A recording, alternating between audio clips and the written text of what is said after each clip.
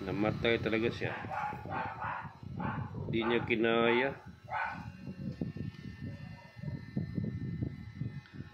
Mayroon siyang pula sa ulo. Di ko alam kung bakterya ba ito. Ito pula. Nilagay ko nga dito. Pati yung isa, bulag yung mata ng isa. Sira yung mata ng isa. Ito. May sakit sila. Sayang.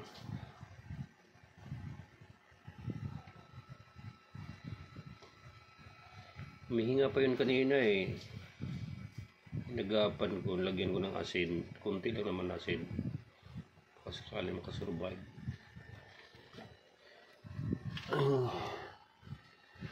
Yung isa, itong isa naman, yung mata niya. Mata naman yung may problema. Diba, namuti. Wala, sub natin. You know? May problema yung mata niya. Parasite yata yun. Sayang. Lalaki yan eh. Yung angel fish. Quarantine ko muna dyan para lagyan ko ng kunting asin. Baka sakaling maka-survive. Kasi iba ng galawan niya. Tumatagilid na siya. Ito talaga oh. Kanina pa itong umaga, pagdating ko, ngayon, hinahanap ko, nagtago pala dun sa BBC dun, oh. Mihinga pa siya, kaya nilagay ko dito, pinakwarantin ko. Tapos pinagkaramdaman ko, wala na talaga din na makaya niya. Sayang.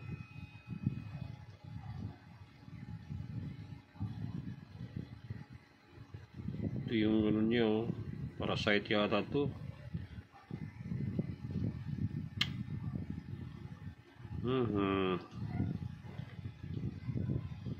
Magastos talaga.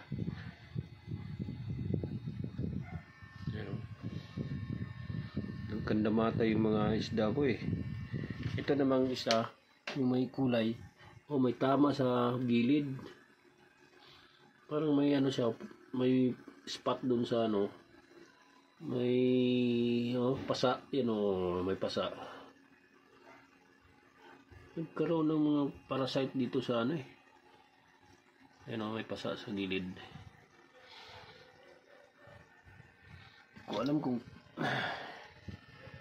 pinaglaruan sila ng crayfish o binabangga ng mga gapi. Kaya kinakwarantin ko naman ng isa para makasurvive. Ito wala talaga. Bye bye angel fish. Malungkot na yung isa kasi nag-iisa na lang yan. Bulag pa ang kabila.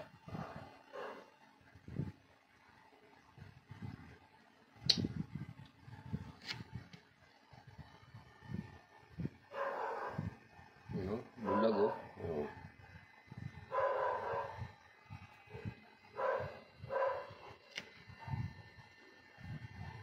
Mata niya lumalabas eh. Yung puti niyan, yung takip ng mata na may puti, yung nasira. Kaya kanina tumatagilid na. Yung isa naman parang apektado na rin yung isa eh. Yung sa may bandang kanan, yun ang may sira talaga. Itong isa naman medyo malabo na rin eh. Sayang. Kung alam ko nung gamot yan, pa-help naman kung ano mga gamot nito, mga ganitong senaryo ng mga isda ko. Yan ang bulag oh. Sira na yung sa mata.